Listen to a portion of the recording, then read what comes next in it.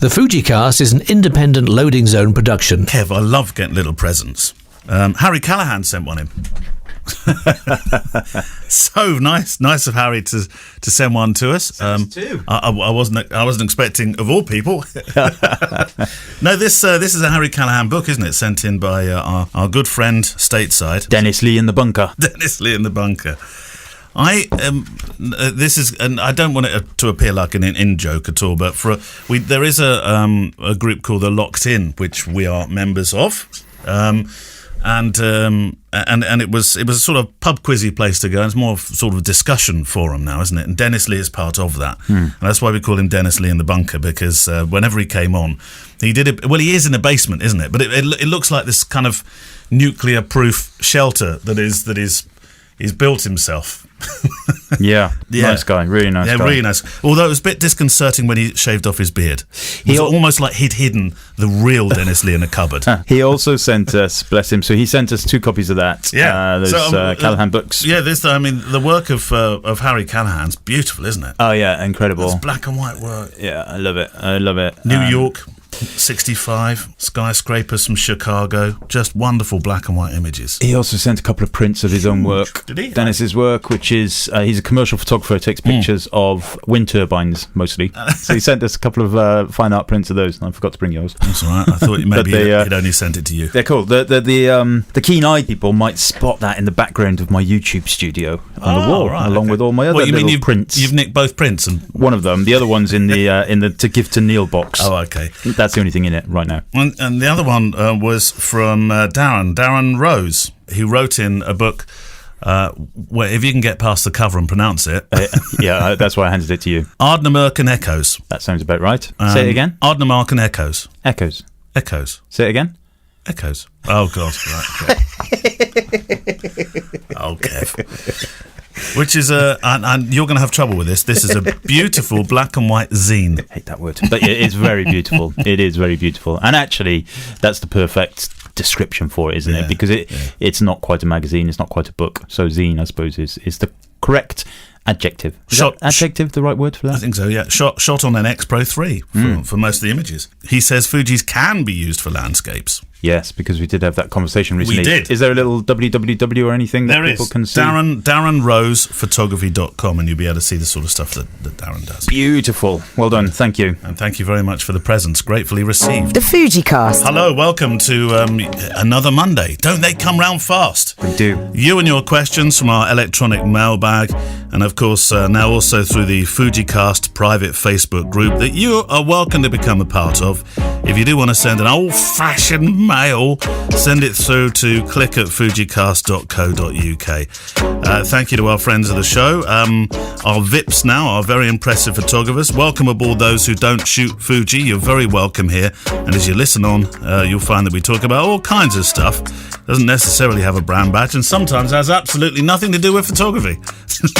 And of course, you've just become part of a friendly club. There's Kev's Book of the Week. What do we have this week, Kev? This week we have an incredible, one of my favourite books. I know I say that every week. It's by the acclaimed photographer and sometimes singer. He's not a bad singer either. Yeah. Bryan Adams. Really? Yeah. He still owes me money. Yeah. Actually, when I got this, there was a £5 in the front, but I think it's 20 quid. 20 quid was it? Well, yeah, and I didn't. I'll put that in the box of things to give to Neil also. Yeah. The book's called Haven. We will discuss it in a little while. He has taken some pictures of quite famous people in there, hasn't he? Yeah. Yeah. That's awesome. Yeah. That's one I keep well away from the dog. Has Git been savaging books again? Not for a while, but it's I don't want him savaging that one. This is one of those ones that we will get emails from. Oh my God, how do you expect us to afford that? Can you still buy that one then? It's hard to get hold of, but yes, you can. Good. And guest today is Wayne Johns, the Fujifilm ex-photographer in his ambassadorial role, the fashion, beauty and advertising and lighting expert. So he's on the show as our interview. Right, to questions. You go first, Kev. This is from Joseph Abad, from West Hartford, Connecticut. Home, I think, to Mark Twain's house. Yeah, the brutal storm in America. Didn't you see that last week? Yeah. Oh, good. Yeah. I think it's still going on, isn't it? There's some storms across the country at the moment. Is it that season? It is, isn't it? Getting into it, yeah. I think they're a bit early this year, though, aren't they? I don't know. I really don't know. global warming, all that stuff. Anyway. Hi Neil and Kev, love the show. Yada yada yada yada yada. The pandemic has impacted all of us in different ways. I keep teetering on halting all my personal projects and resigning from all social media for a digital detox. I love that word, digital detox. Words that have become synonymous with modern life. Digital detox. I know we don't need permission, but if you were planning on a purge from social media for any given amount of time, how would you suggest to do it in a way that doesn't alienate your followers or give the impression that you have abandoned the field? Thanks for all your time and efforts, Joseph Abad. Well, I think you need to ask the man that could be the next president. What do you think, Joe? Are we ready? I believe we are. Yeah. We must be. Well, if he says so, we should. Is he replacing the previous one? Oh, no, well, I can't say that because you might yet get in, Mr. President. Don't be a cutie pie. I'm trying. I'm doing my best here. Well, how would you? We might get in trouble for that because isn't it like I balanced election season now? No, but I balanced. Yeah, but when it was our election, we weren't even allowed to talk about it. I know, but it's slightly different in America, isn't it? I think when you leave social media, this is one of my pet loathes. Is when people go on social media and they do this great big, I'm going to leave. If you want to be my friend, let me know. Waiting for this influx of people to say, don't go. We love you too much. Might as well take a picture of just put a picture of yourself up holding the big banner that says, I need attention. Yeah, that would be a much better way to do it. And the amount of times I see it, or people that go up and say, I'm having a purge. There are tablets you can take. Enjoy yourself. I saw there's an amazing, Kevin Bridges, the comedian, the Scottish comedian. Oh yes, yeah. Oh my word, he's done an amazing sketch about social media. If social media was a pub. I haven't seen this. And you just have to look it up. If social media, it basically starts off with, if social media was a pub, you just wouldn't go in it, would you? Would it be the one you pass by? And he goes, honestly, it's brilliant. It's a rough joint, that one. I'm not going in there. I don't want to steal the credit or anything, but it's absolutely phenomenally funny. And he goes on to say, if you went into a pub and you sat down next to your cousin who only spoke in inspirational words, you just get up and leave. Yeah, I would. Yeah, I wouldn't go in that one either. God, can you imagine that? And then he goes on about, you go into a pub and somebody sits down next to you and says, oh, Granny, it's been 6 years since you left us. I really miss you, Granny.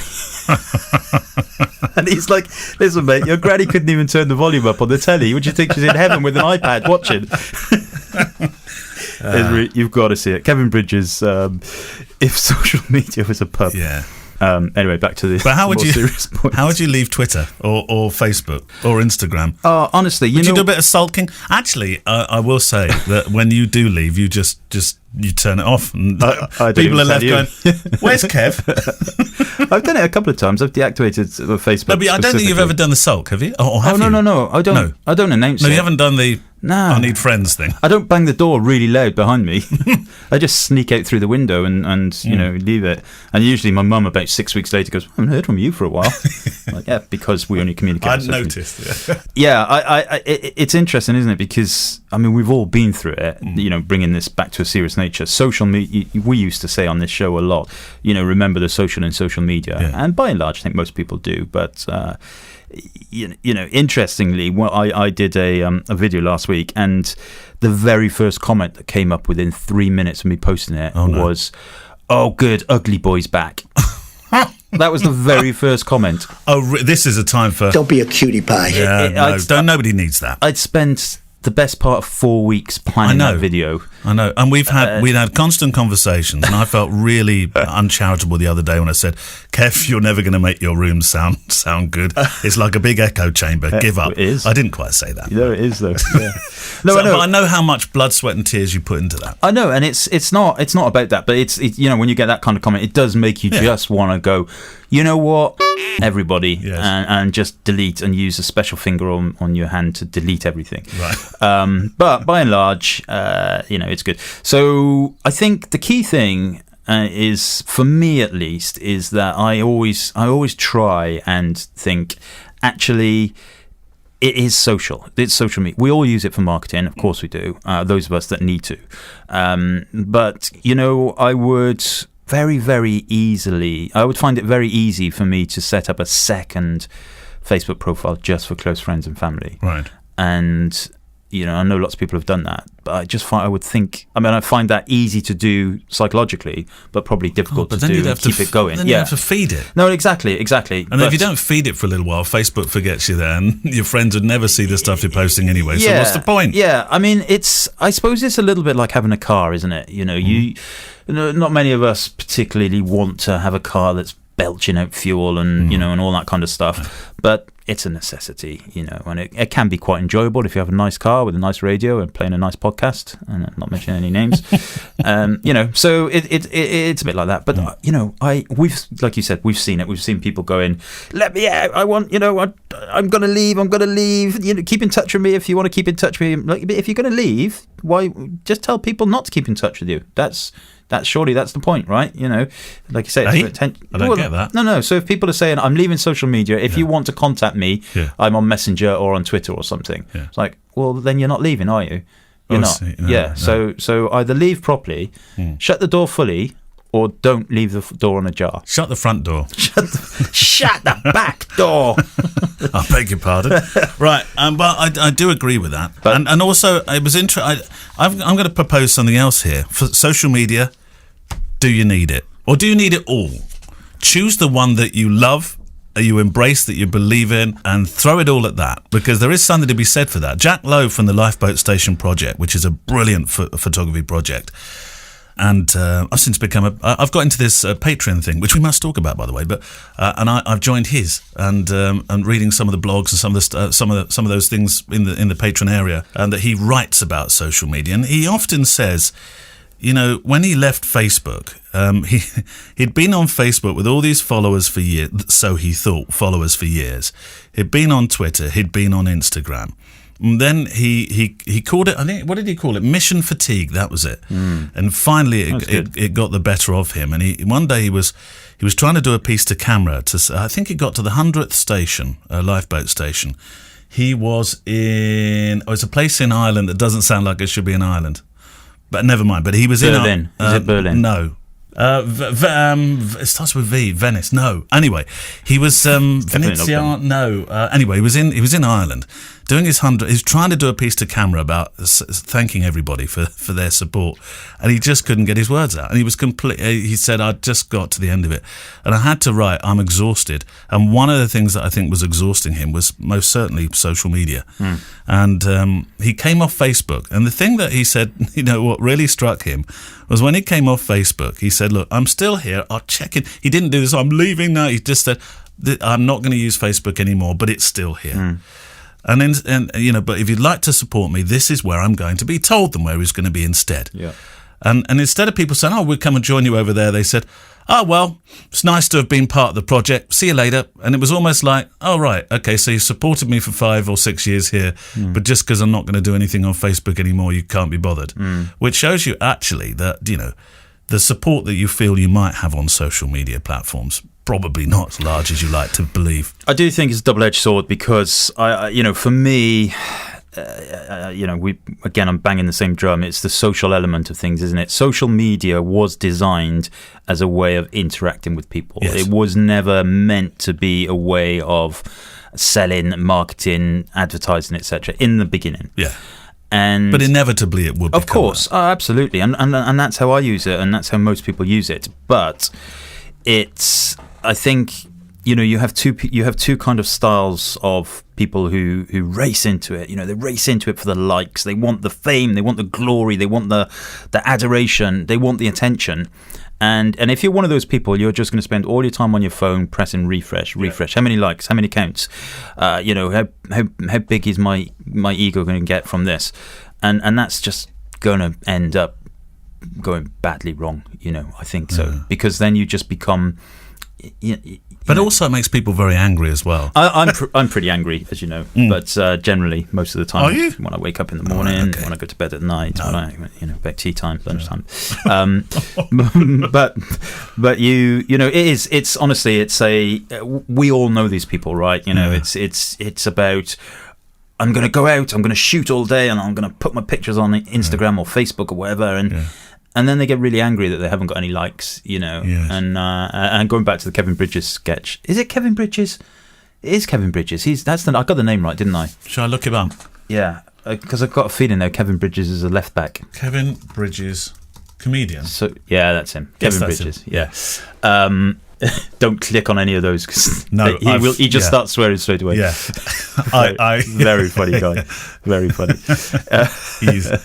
Should we click on this one? No, don't click on not any. that one. Don't either? click No. on any. Okay. He's even got one of those faces, hasn't he? That just, I think he's from Glasgow. He's got that Glaswegian. He's got that glint in his eye. Yeah, he's got that. Are you ready for me? Here I come. Yeah, here I come. Stand by. Whether you like it or not. We shouldn't do the English versus Scottish football one either. Yeah, it is very funny. So anyway, I think we've done that one. We've kind of answered that question, haven't we? But if you want to leave.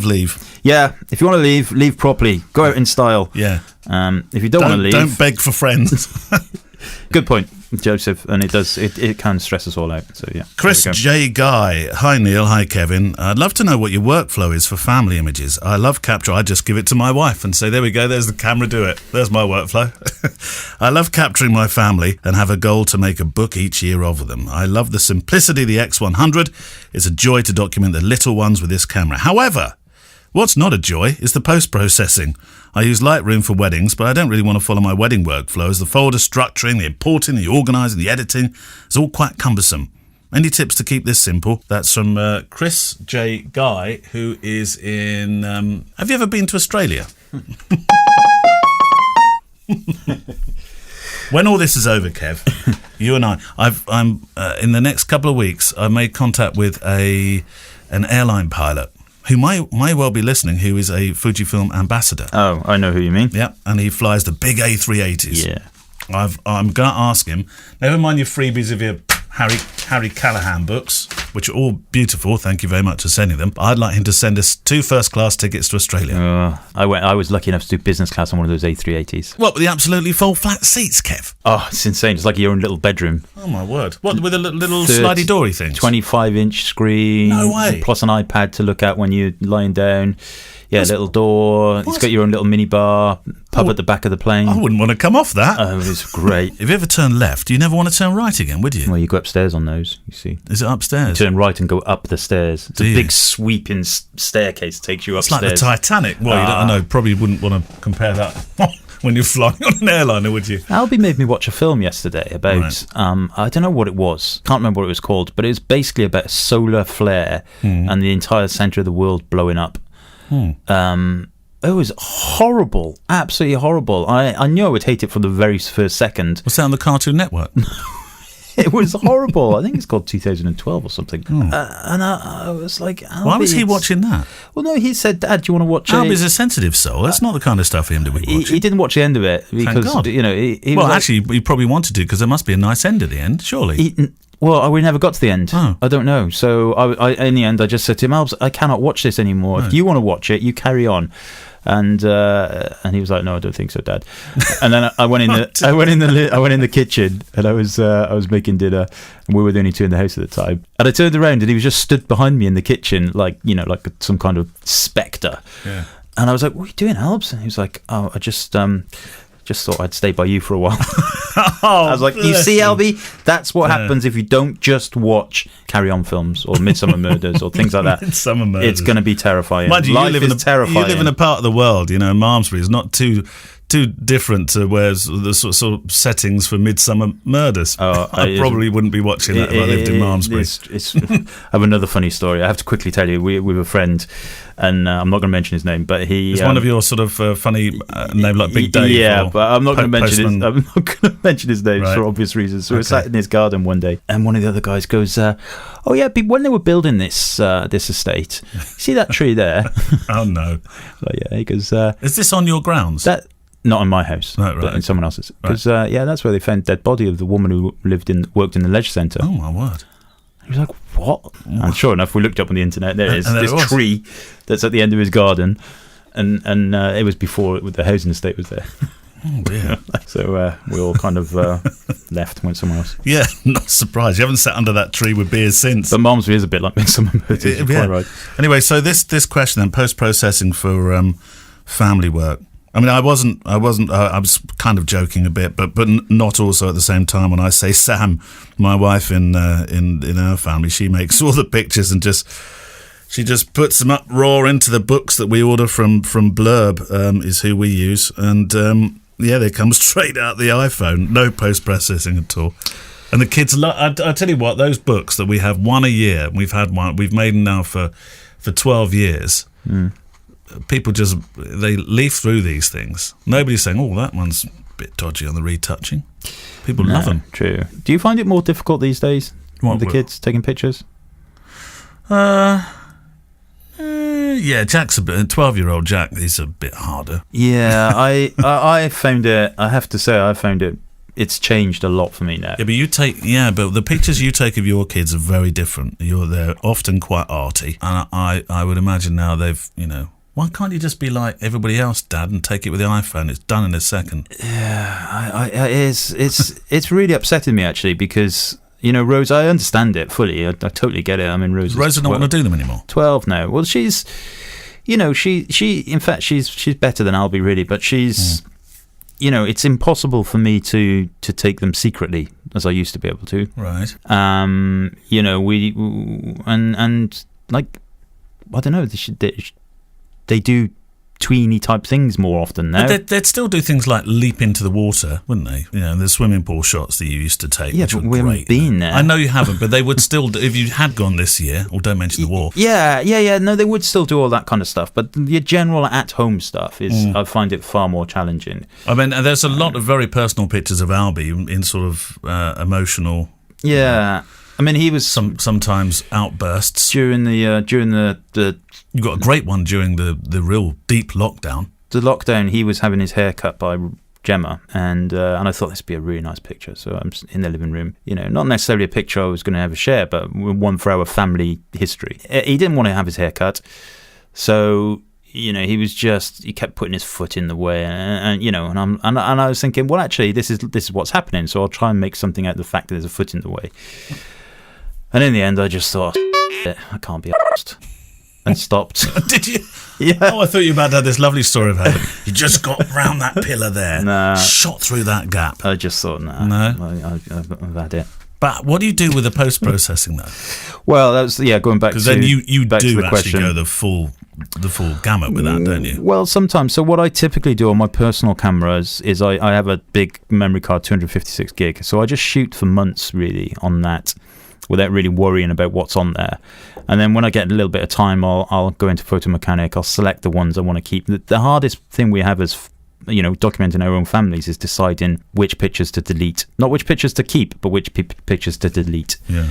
And it's that same old adage, isn't it? When you're selling prints and stuff, instead of saying to people from a marketing point of view, which pictures would you like to keep? You use the words, which pictures would you like me to delete forever? Yeah, this is a famous high street brand used to do that as part of their sales process. Yeah, exactly. And I guess it worked. Maybe they'd go, no, don't let it go, in slow motion. But deleting pictures is the hardest thing. But the thing is, if you've got 4 pictures of the same thing, really, why do you need 4 of them? But it's hard to delete pictures of your loved ones. So that's the hardest thing. So like I say, I'll do it every couple of months. I don't think about it specifically. Yeah. I'll bring them into my own personal Lightroom catalogue, and I'll just go through the ones I want to keep and stuff. And it's not a process as such. It's just done very ad hoc. Was it? Usually actually more likely at the end of the year when I do also the books. What do you, when you do post-process, what do you spend more time on? Post-processing one of your professional images or one of your very nice family ones? Or is that a very unfair question? I think both the same, really? To be honest with you. Yeah, I mean, my workflow is very... I don't retouch anything. No. I apply colour. I correct things in terms of straightening. You never put it into Photoshop or anything? No, not really. I mean, I might very occasionally if I want to do a little bit of specific dodging and burning, but there's no editing, there's no moving things around or anything like that. So yeah, it's very, very simple. I think I'm Presets. I'm very similar actually. I do have a family folder, and I do have now for the Friday edition of the of my new podcast of Photography Daily, I have a Friday photo walks folder, and that's it. Everything else is just in wedding folders. Yeah, keep it simple. Yeah. Keep it simple. Right, we must whisk through the questions in the second half, Kev. We kind of got caught on the two there, but that's all right. We're all friends here together, aren't we? Club Indulgence, where we get to read the lovely things that you write in. Shall I kick off? Yeah. JJ Potts. Fun, informative and inspirational. I love this podcast. There aren't many I listen to every week, but this is one of them. It nearly always has me chuckling, providing useful, helpful insights into every aspect of being a photographer. Inspires me to want to get better at my own photography. And it's so well produced, it's a pleasure to listen to. Well, that's very kind of you, JJ Potts. Thank you, guys, for all the hard work you put in. This is from Joe Mack 1980. I wonder when he was born. Do you remember Joe 90? Joe 90, I do indeed. God, yes, Joe 90. And those glasses. Fantastic podcast with a wealth of experience and knowledge. I love how they involve the listeners by asking for questions, inviting them to join a Facebook group. The hosts are funny too, which helps. They have created a fantastic community around the podcast of all skill levels. Yeah. Jinx. They're the photographer friends I never had. For me, it's Neil and Kev, chatting down the pub type conversation. Well, not that pub that you were mentioning with that comedian. What was it again? So the pub of social media. Pub of social media. You don't have to start at the beginning, be in on the lingo, or know much about photography. You don't even have to shoot Fujifilm. It's written Fujifilm. Is that another brand? Is that a knockoff? I'd love to go to Fiji. I would, yeah. Fiji's one of those places in the world I'd love to go to. The group on Facebook reflects the tone of this podcast. Open, easy to listen to, non-judgmental. Give it a go. You never know. And you be the judge of it. Thank you very much, Jinx. MW02 Veg from the United Kingdom. What a great listen. Please keep it up. Probably the best photography podcast in the world. In the world? Informative and entertaining. All right. Remember, if you send one of these in, this is always true that you're our favourite listener, and we mean it. Right, time for this week's interview, which is with Fujifilm ex-photographer, part of their ambassadorial lineup, Wayne Johns. Now, we haven't really touched on the world of fashion, beauty and advertising very much, if at all. And for me, it's always been a world apart from anything that the both of us have been involved in. So I had a reasonably long chat with Wayne, which means that the interview has been chopped into two pieces. This week, some of the harsh realities. So much so the two parts feel like we're in boot camp, military training style. Break it all down for part one, then build it all up again for part two, when we discuss how you can be a part of the scene, what it takes and what you need to even think about shooting the genre. Also today, kit. Yes, kit talk in terms of lighting too, and that question, how do you become an ambassador for the brand? Wayne, I was reading your bio, best known for your crisp and emotive imagery. Emotive I get, but crisp I'm a bit confused by. Do you know, I'm a simple soul. Do you know, I've actually taken that statement from a client that actually wrote that about my work. Crisp as in my kids that say, Dad, you don't understand what crisp means. You're not very crisp.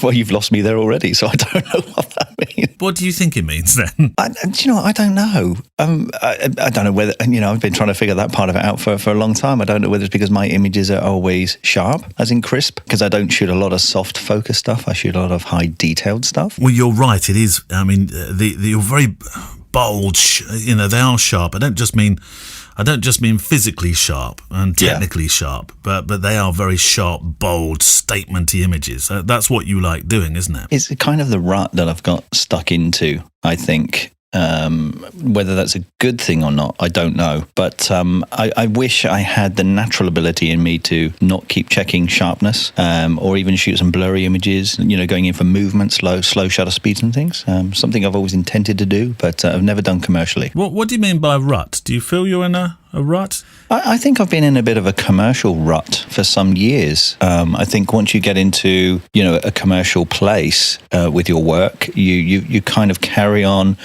putting that work out, because obviously you're fitting the criteria for a lot of commercial jobs. So you tend to carry on with that kind of thing. I know the competition within your genres of fashion and beauty and advertising are reasonably tough. I know I expected it to be so, but it's not made any easier by some of the stories I hear, by those casting and commissioning where you're expected to bring Instagram followers to the party, not just your skills, but your followers, which seems to me, well, quite shallow. I feel exactly the same. And, I remember seeing one sort of pitch. I was pitching for one commercial job, and literally the criteria was must have a minimum. This was for the photographer as well, not just for the whole job. Must have a minimum of 10,000 followers on Instagram to apply. And that just shocked me. I find it quite sickening, really, that the world has come to that. Because I've seen some creatives, let's say, you can't see, but I'm doing, quote marks in the air. I've seen some creatives that were employed based on their massive Instagram following, and the work on set was absolutely shocking. Absolutely shocking. It had to be redone. So it's not all as rosy as it sounds, I feel. And you tend to look at fashion work and beauty and advertising and think, oh, there's the heady world of the serious photographers over there that are probably looking in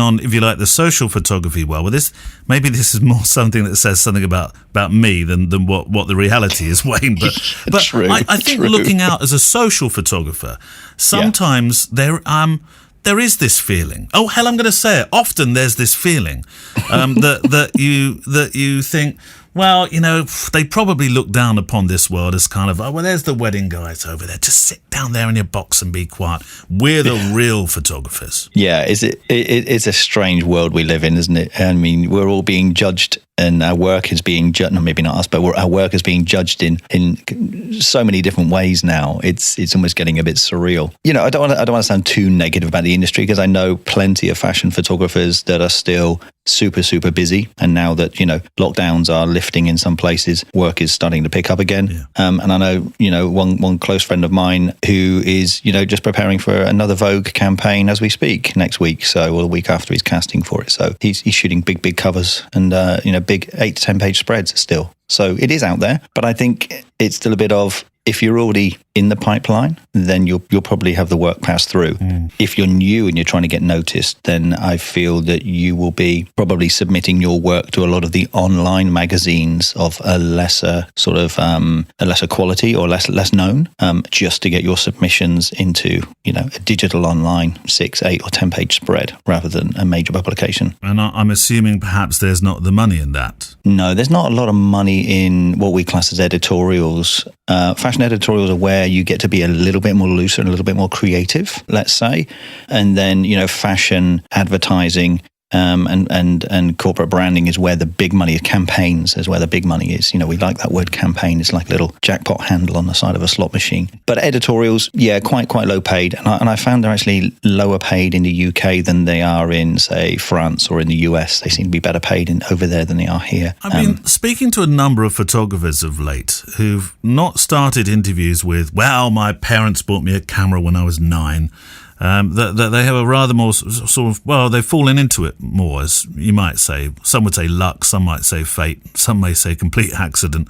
How did it start for you? Oh, gosh, yeah. I started out as an automotive photographer, really, back in the day of film. I came from a fine art painting world. I was studying a fine art degree and had to take photography because it was an art-based subject. I had to take it mandatory. And it was there I sort of fell in love with it, really, and found that I could interpret my ideas better with light and physical people than I could with a brush and canvas. And that sort of, grabbed hold of me then, and that my journey had begun.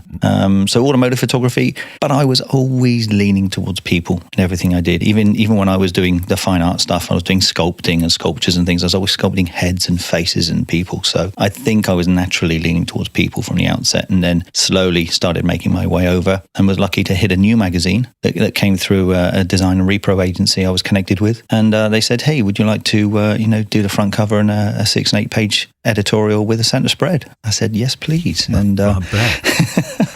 And I shot every episode, every issue from there on until they were no more. and I'd imagine at that moment that was the end of your automotive photography career. Yeah, it was. Yeah. Do you miss that at all? I mean, for a start, the models don't talk back to you in those shoots. They don't talk back. Yeah, I think. Although they are a bit too reflective, probably for some people's liking. I don't know which one's worse to touch up. Actually, it's like. Well, you've got, after I spoke to an automotive photographer not so long back, and he said, "I tell you what," he said, doesn't matter how much retouching you do, you open up the magazine the following, when it goes out, and then you always see a little bit of yourself in the side of the car, and you think, I missed that bit. Yeah, I agree. Mind you, with the detail we get in modern digital cameras today and the megapixel rates, I often see myself in the pupils of my models. Really? So yeah. Are you using? We'll come to the equipment shortly, but are you using GFX then for if you're getting to see yourself in pupils? I would imagine you probably are. Yeah, I am GFX. I'm XT. XT. Well, I've just actually recently during lockdown just replaced the XT3s with XT4s. Oh, good. Because I do the video side as well. But I just love shooting the medium format. I love the GFX. It's just, that kind of image quality is to die for, really. And I'm really stuck on it. But I shoot the 50R probably more than any of the other 50S and things. Yeah. And you mentioned the film work, and I wanted to come to that. It seems an appropriate time if you've mentioned it. What was the reason for a move to do more film work? Because you're directing, which is good.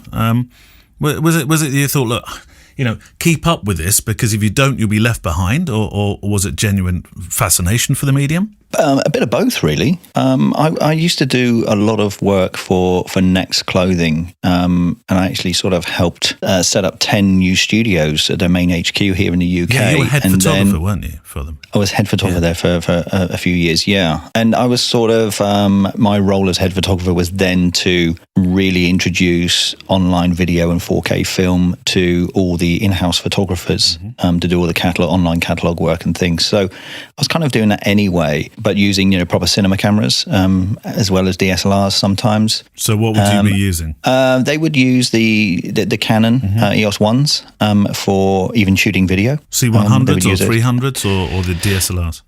No, they'd use the DSLRs, the EOS 1s, the 1Ds. Yeah, they'd use those. And then they would use anything from the Blackmagic Ursas and also the Canon C100, Sony FS9s, something like that. Yeah, they were going through a bit of a mix and a change to see which one suited it best. And so, considering obviously the XT4, the specs just get better and better and better. Oh, crazy! How does that now stand up to? I mean, I've used C100 and tiny little bit the C300, and once was allowed to turn the C500 on, and that was about as close as I was. And I think, I have actually mounted an Arri Alexa, and then I was told to go and stand in the corner. But how does the XT4 really stack up when you look at it? I know it's going to be difficult because you've got your Fujifilm ambassador badge shining there, but how does it stack up against these more designed cinema cameras? Yeah, I think you've hit the nail on the head there. It really, I think,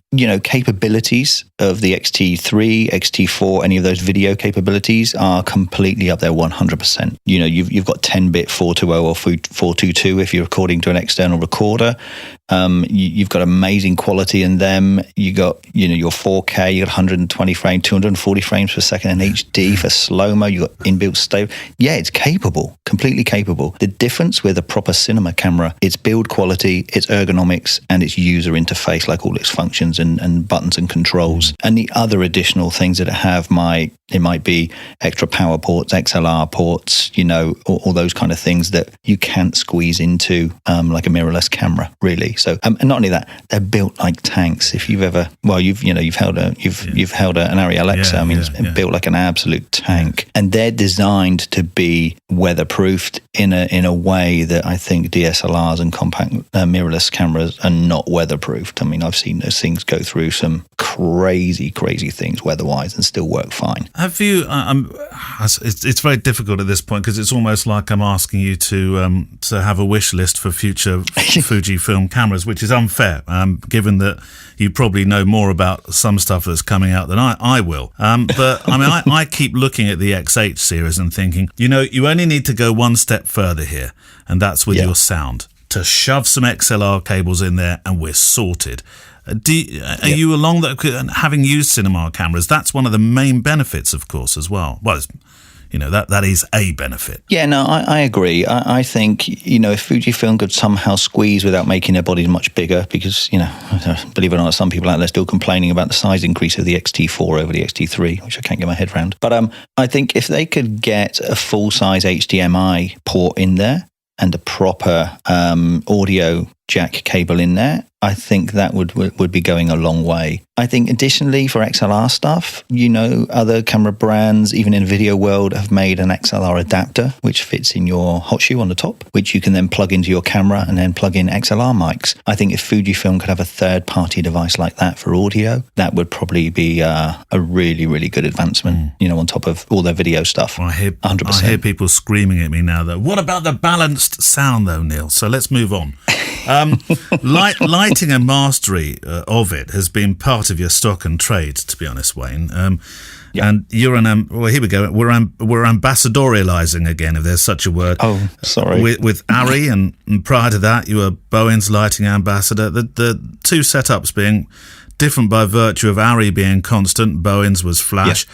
I wonder if the difference and your move to constant light sources will be down to the way mirrorless works in the studio and of course your film work, because it is a very different approach, isn't it? You're not looking through the lens, which of course there is an advantage to, isn't there? Yeah, that's right. I mean, for me, continuous light has always been there from even when I started photography, probably actually even before flash or strobe. I was using continuous lights because it was affordable, and we all had, 60 watt or 100 watt light bulbs in our house somewhere that we could use as a light source before you could afford to buy anything as a student. So continuous light has always been a part of my sort of my kit bag. I do still use it even photographically, even before LED was as big as it was. We used to use tungsten or daylight balance and HMI and all those kind of things, which we still use today, believe it or not, even for shooting children's portraits commercially in catalogue. We still use big sort of 10K Arri lighting for things like that. Super, super bright. And we're still shooting at high shutter speeds, anything up to like 1/500th of a second with that, just to,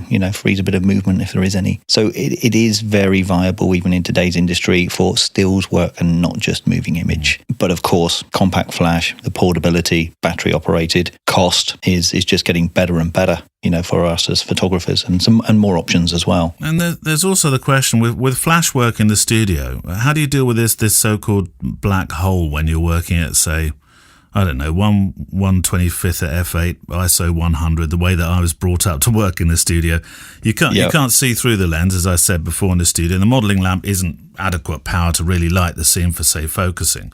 How do you work flash when you're in a studio with the Fujifilm mirrorless setup? Yeah, the good thing is if I've got any lighting on in the studio anyway, in-house lighting, that's generally good enough for my focusing. I have to admit, I don't really suffer the low light focusing issues I've heard other people mention. I don't know whether they're trying to shoot in pure darkness or something or what. I haven't really suffered any problems with lenses locking on in low light. So if you've got your house lights on, as we call it, that's enough as a modelling light for me for stills. And I just make sure that obviously the power of those is at a level where it won't affect any of my exposure settings in my camera, and that my flash will overpower that. If you've got that setting and set up right, then you'll be fine to keep your house lights on. You don't need to turn them all off in pure darkness to be able to shoot. Probably my error would be always I like to sit in the dark and shoot through a snoot. yeah. Might be a bit of the issue then. It could be. Talking of the ambassadorial thing, you are of course an ex-photographer, and clearly the ambassador role is something that you've embraced as a photographer. We've talked about this on the show and how important it is to some people, how much of a business benefit it can be as well. Let's not beat about the bush on that. How important is it to you personally or to your business? I mean, it's got to be a door opener when you're, say, teaching workshops, which you do. Yeah, it's a pleasure to be an ambassador. I love being part of it, and for many reasons. We get asked for our insights into what we would like to see in future cameras, and sometimes a lot of that is taken on board, which is great to see and hear. Other times we get to test products that are only prototypes, pre-release, and see how we get on with it and give feedback if there can be any changes made, and that's always really nice. And of course we get access to just lots of beautiful equipment in both camera and lens wise. Fujifilm have always been very supportive to us as photographers. If we want to try anything, they're always there to sort of help out with that, and we get to give them our content and they get to share that with the world and promote us a little bit. And of course I do Fujifilm workshops as well as my own, where I take people through using anything from an X series camera right up through to a GFX 50 or GFX 100. So I get to let people have the experience of working in a fashion or beauty environment with me, with all those cameras and lenses that they perhaps don't own yet. So that's always rewarding. I love the teaching side of it, to be fair. How did the involvement with Fujifilm happen? Did they approach you? Did you approach them? Same as always. I know they probably get lots of people approach them every day, but Fuji's sort of process is that don't call us, we'll call you kind of scenario. They get lots of people going, hey, if you give me your camera, I'll promote your name, Yeah. Give me free kit. It doesn't work like that. We don't get free kit. We still have to buy all our equipment. Yes, Kevin always says this. It's not about the free kit at all. God, wish it was. Especially as I shoot more medium format. They cost me a fortune. Yeah. Here, have another present. Yeah, lovely. So yeah, that's all great on that side of it. But yeah, we don't get free kit. Yeah, not at all. Yeah, I like it. I mean, how did I get found?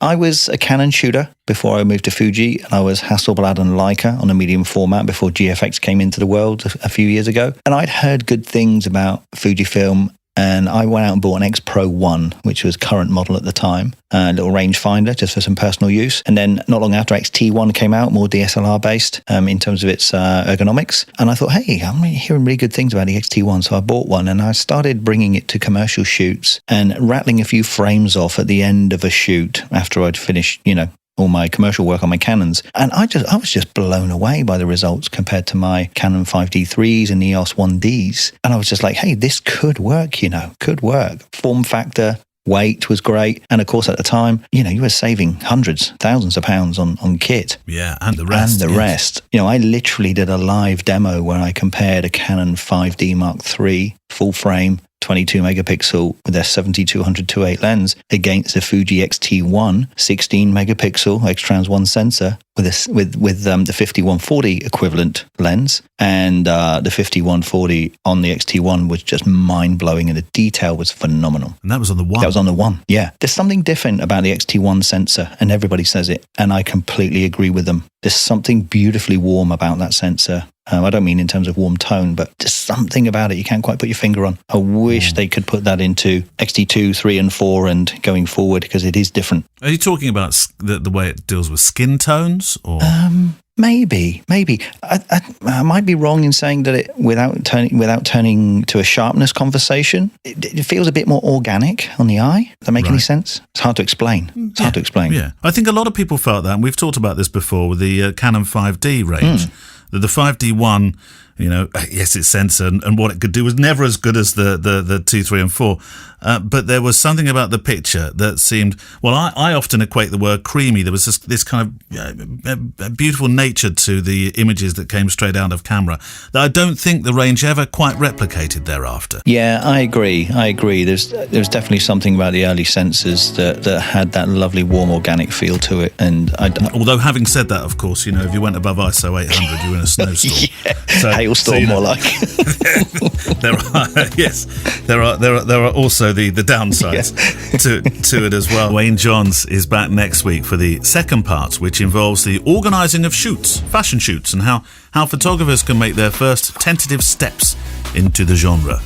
Also coming up on my other podcast, Photography Daily, this week, I'll be talking to the London fashion photographer Max Lakem, whose fashion and portrait work reads a little like a celeb who's who.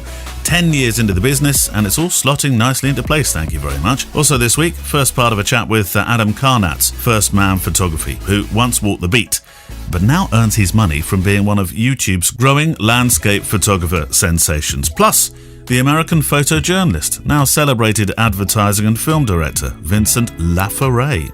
And to come in this part of the show, back in Fujicast world, what is all this stuff about a new f1 lens in the lens lineup? So, right, back to your questions. Kev. Okay, this is from Kathy, and she says, continuing to love the show, blah, blah, blah, blah, blah, yada, yada, I yada. can never hear the yada. word Kathy without thinking of that. It's me, Kathy, I've come home again. She's retired now, isn't she? Is she?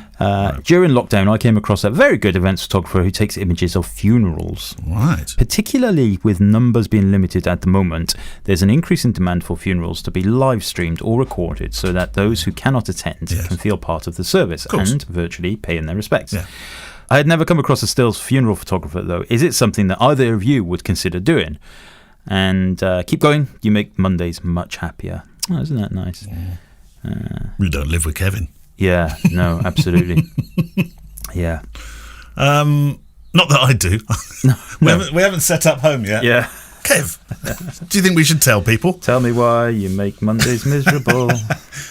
Well, you've done a funeral. I have. And I've just been asked to video one as well. Oh, really? Now, we did a little bit of two-way on this. The person that asked me, it was a sad situation, actually, really. Well, it's always sad, isn't it? But he'd lost a very close member of his family, and I don't think everybody was totally into having the video. So we had quite a conversation about, you I don't like the phrase buy-in, but it's probably the most apposite for this, that you need your guests to have buy-in to this. Otherwise, it's going to be very, very difficult to do what you want to do. And he wanted it recorded for members of the family that can't fly from overseas. So there was a reason for it. But as for photographing one, yes, I have.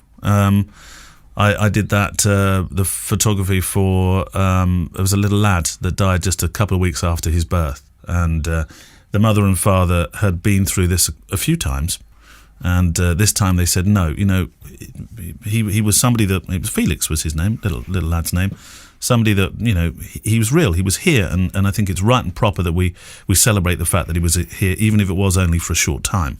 And that's why they wanted the photography. It was an event for Felix. And I got that 100%. And actually the people that were there, and even though this is pre-COVID, obviously, because it was a couple of years ago now, there were more than 30, but not that much more. They kept it very tight and close to their family. So it was a similar sized event, actually. And I photographed it using the 56mm on, I think, either XT2 or 3. Sorry, I did make a YouTube film about this, actually, to help people that were, with actually permission from the mum, that were possibly thinking about doing this themselves. And also an X100. So would it have been the F? It might have been the F then, yeah. And I just kept a sort of respectful distance, and I found that making eye contact with people helped, as if to ask for permission sometimes. You'd look at them and think, look, can I do this? And often their eyes would say, yeah, it's okay, but just don't get too close. Yeah. Well, there's a couple of things. And I've never photographed a funeral, but I think in Nigeria, it's quite common. They celebrate their funerals almost like births, Well, I think there was a Nigerian photographer in London that was called herself the funerographer. Or that's right. Yeah, she had a BBC feature made about her. It's a big thing in that culture, and I know that. I think Anna, that we both know, I think she's done some stuff like that too. Yeah. I remember photographing. I got a call from another photographer who said that his wife was really poorly, and she sadly wasn't going to make it, but she's going to have a party, can you come and photograph it? Yeah. So I did, and it was brutal. I mean, beautiful, but brutal. Brutal on you or brutal on the people? Brutal on just brutal. And is that because you felt uncomfortable? I didn't feel uncomfortable because I didn't really know them. I mean, I was, obviously in the moment. And she was giving gifts to people and things like that. Oh, wow. And she was very, very poor. So these are parting gifts. Yeah, and it was like an afternoon party. It wasn't like a big old rave or anything. No. And she died about 10 days later, and it was surreal because obviously she knew that she wasn't going to be around. I think the 10 days was speculative as well. Blimey. And so brave, absolutely incredibly brave. But, when you get a call like that, and I don't know, this is the question I was going to ask you about the video that the request you've just had to do a video. What happens when they say, how much do you charge? Yes, and this was the hardest part, particularly Felix's, young Felix's funeral. And I don't feel it would be appropriate for me to reveal how much it was. No, not at all. But I do remember that the mum said, we're going to pay you for it, and I expect to pay a professional fee for this. And I said, well, okay, this is what I charge. I didn't charge my wedding rate. No, I didn't do that. But I did charge an hourly rate. Plus, because I was doing some travel, they entirely understood the petrol and staying overnight the night before. So, because the last thing I want to be doing is sitting in a traffic jam on a day like that, getting there. And they were fine about it. And I found the best way to be was very matter of fact of that. I gave my standard hourly rate. Nobody flinched. And it was fine. Yeah, well, that's good. I mean, the first thing that goes through my mind, of course, when you get a call like that is, I'm not going to charge for that. That's what goes through your head. Isn't it? And I must admit, that's not professional. I would have said that. Yeah, probably. Had she not said that. So I mean, I don't know, but the conversation could have been entirely different. I think I would find lots of empathy in it. Yeah, I mean, I didn't charge for the party thing, but then if I was doing that regularly, then I'd have to. Of course you would. Yeah. So yeah, I mean, I blubbered. I even cried at the film about the song contest. What's it called?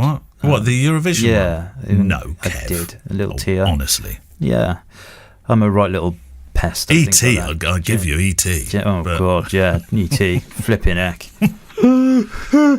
It's such a I mean, it is an emotive event. I must admit, I am very much like you. I'm a bit of a soft old sausage, and I did spend quite large parts of that day having to steel myself, quite literally.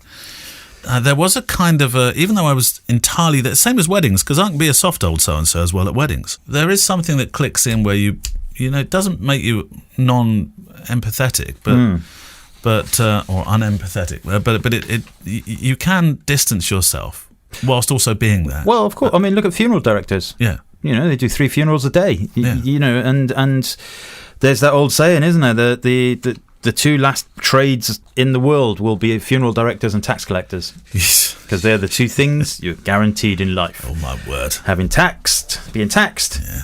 And dying. Oh dear, thanks, Kev. There we go.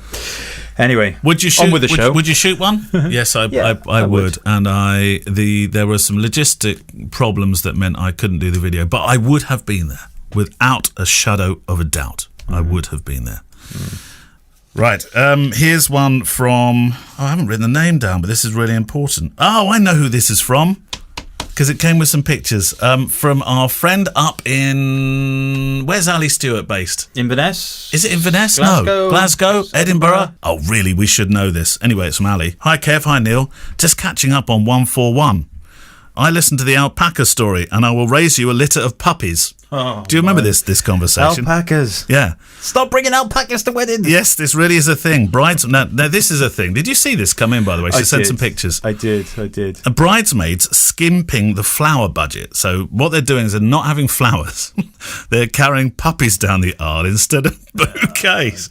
I can't see how that's... What are they doing? Actually skimps money. They must cost more, And surely. also, they must be sticking corks up the puppies' bums. Oh, please, Kev. Well, I mean, I'm sorry. Those puppies are puppies. I know what puppies do. Puppies make a mess. Don't be rude. Well, all over those brand new, beautiful bridesmaids' dresses. Well, I was thinking that. That does seem, yeah. But I wanted to mention it because I wondered if anybody else had seen this kind of ridiculous behaviour. Next year it could be llama bouquets, so Kev's auntie could be quids in. Yeah, that's right. And she said, for the purposes of radio, here's a few photos. Look, let me hold them up. Yeah, look at that. Unbelievable what's that behaviour. just dropping out at the bottom of that puppy? that is wrong. I did feel a little bit bad after we talked about the llama. Why? Me personally made a lot of fun about people who bring llamas to their weddings. Well, I think you can. I think it's perfectly justified. Well, yes, but then I did think, actually, is entirely up to them. Well, I know it is, but let's be honest. It's life gone mad if you start thinking, I need to have a llama bearing my ring. I know. Really? I know.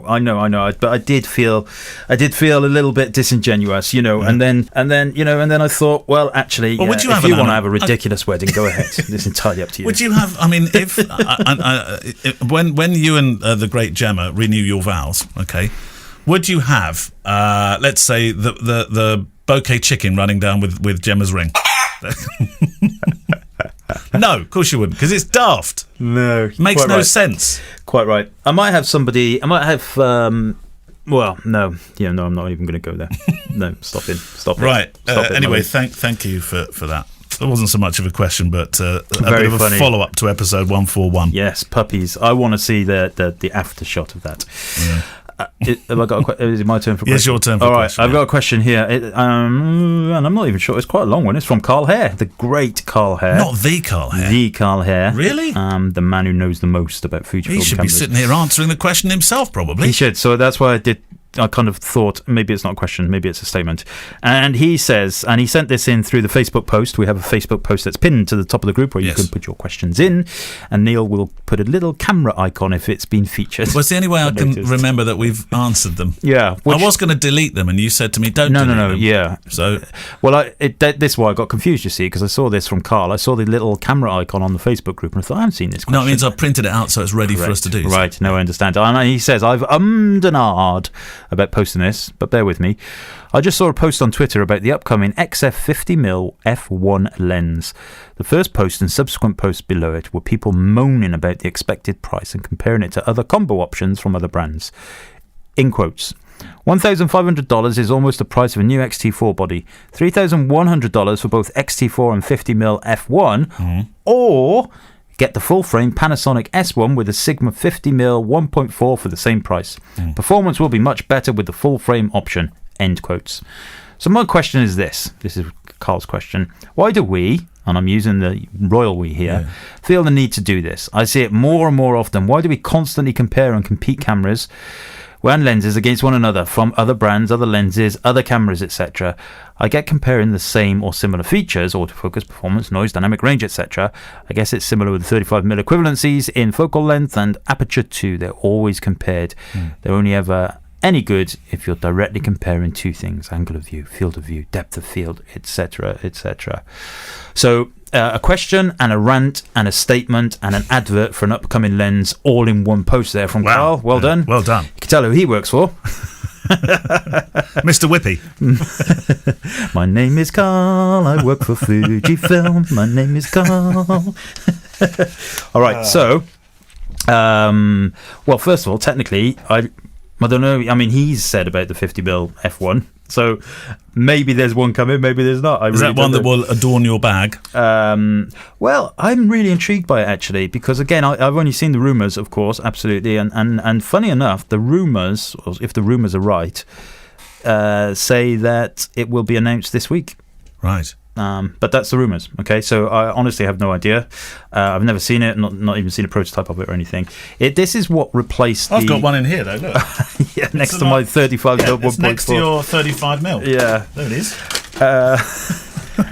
So the 50mm f1, for those of you who are wondering what the heck that has replaced, or did replace, I think they were going to do a 35mm f1 lens, and they went all the way down the route of preparing it, and it was huge, like enormous. Was it? Which of course it would be 35mm f1. So they switched it down to 50mm f1, and it's still big. I think it's roughly twice the size, or will be, according to the rumours, twice the size of twice the weight of the 56mm 1.2. Right. Okay. What a gorgeous portrait lens this is going to make. Isn't particularly heavy.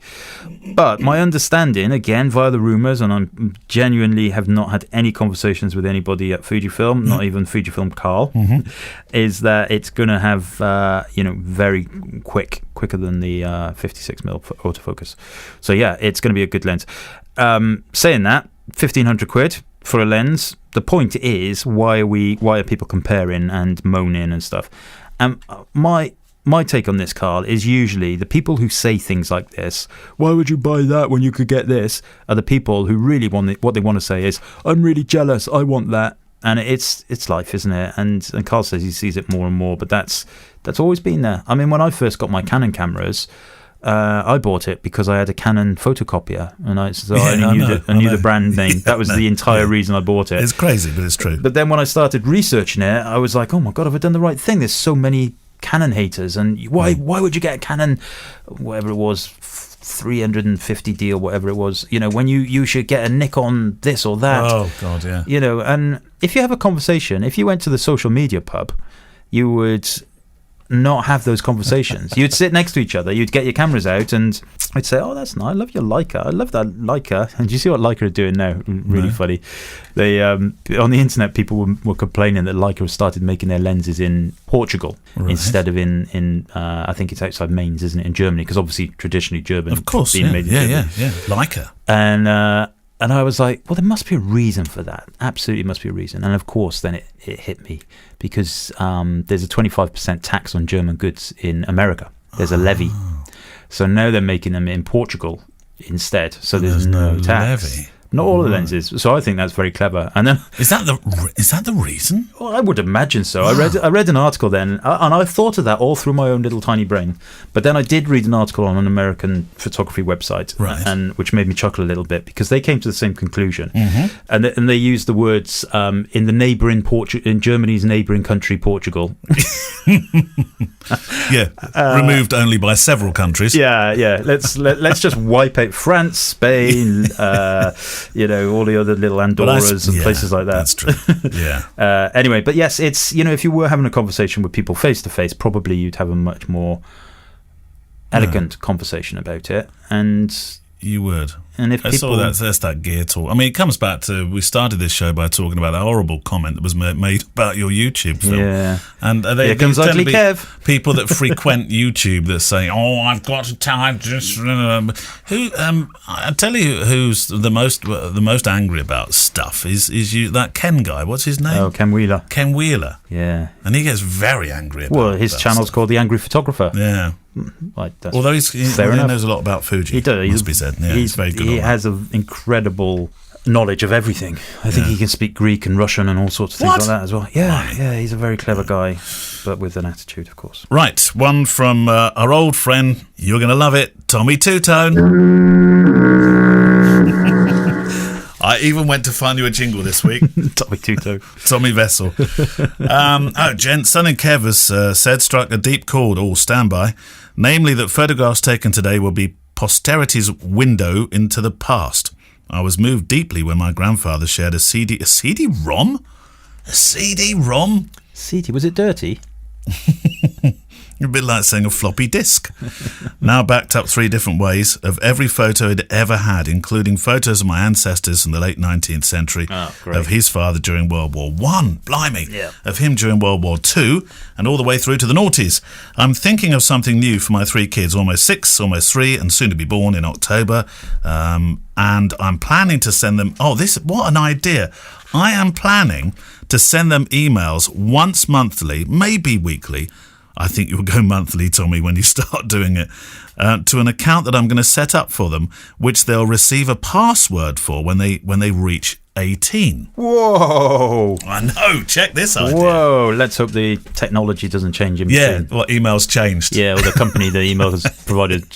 I'd go with Google. You might be safe. Should be safe. Go with Gmail. I'll recount our memories of that time. I'll attach my favourite photo from the week to the email. They can read it later and have a window into their childhood. It'll be a sort of photo walk through time. Oh my God, that's incredible! What say you to this idea? Is it worth it? ? Do you even need... Joe, tell me, what do you think? Are we ready? Yeah, I believe we are. I think we are. We must be. Do it. Incredible! Yeah, absolutely incredible idea. I think that is possibly one of the nicest ideas. I'm telling you what's going on here, Tommy. While he's Tommy Two-Tone, Kev right now has just written that into his little black book. Yeah, not because I'm going to do it. I'm way too. I've missed the boat on that, too much, so to speak. I've missed the vessel on that.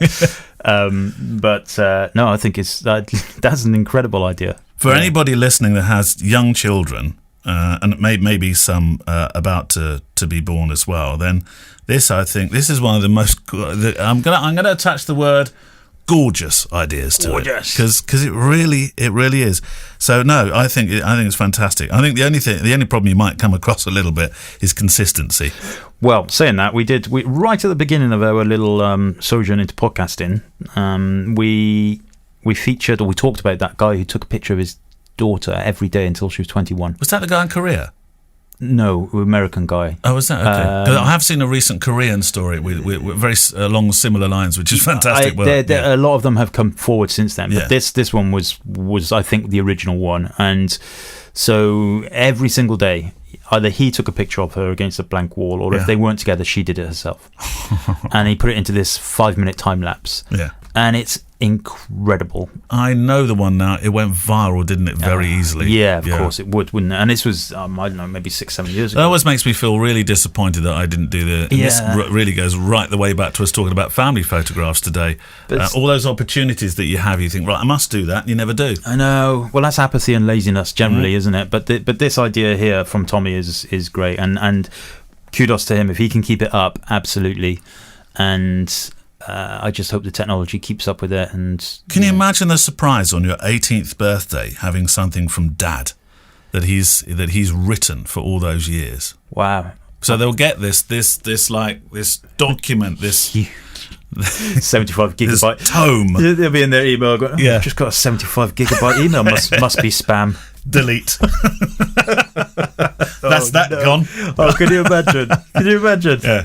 Maybe Tommy, you should have some instructions for them to make sure they know.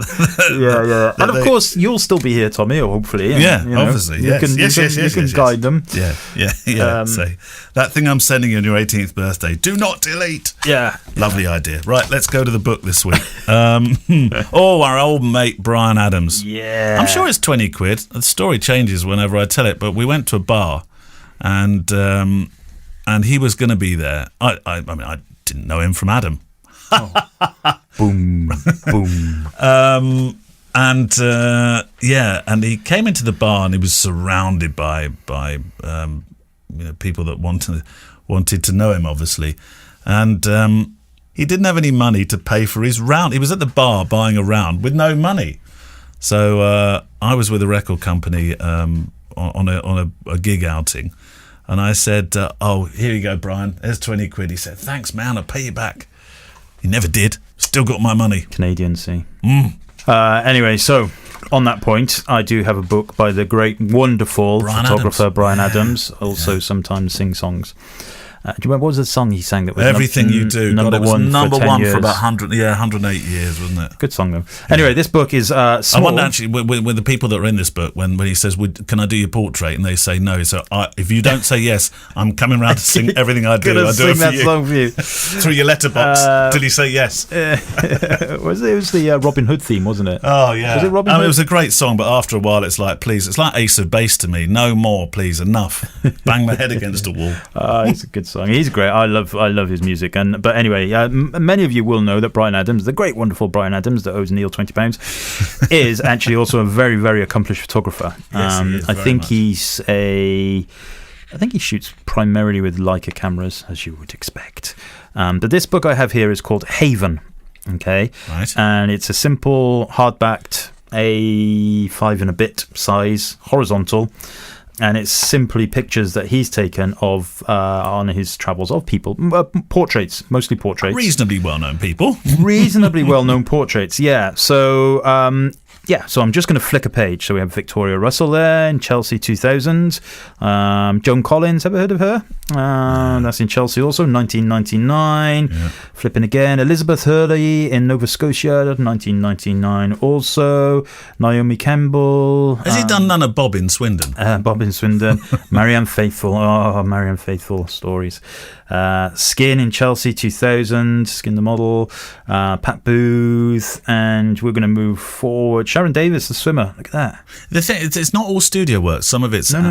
He's obviously prolific with his portrait making, but equally he's a very technical photographer, isn't he? This is one of my favourite ones, I think, which is the one of the Duchess of Kent in Chelsea 2000. A lot of pictures in Chelsea, and it's it's quite ethereal. It's nice little beautiful picture. Do you know, that reminds me a lot of Testino's work. Did you remember the Testino stuff? I'm going to pick on another member of the royal family of Diana, the beautiful Testino pictures of Diana. That reminds me a lot of that, actually. Yeah.